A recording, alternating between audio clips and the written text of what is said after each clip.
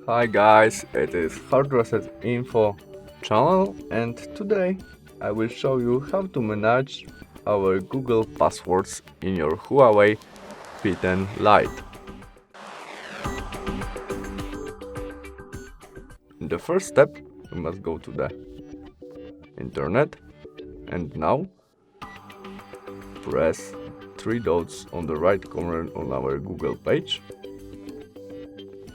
and go to the setting.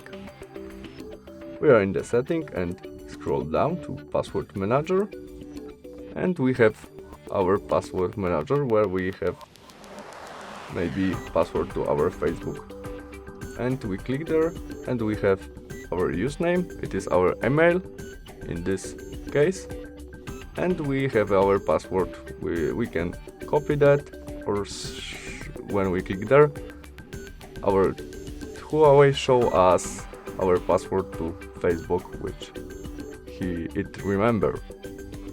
But we can delete all, click there and delete password, and we don't have it. That's all. Thanks for watching. Bye.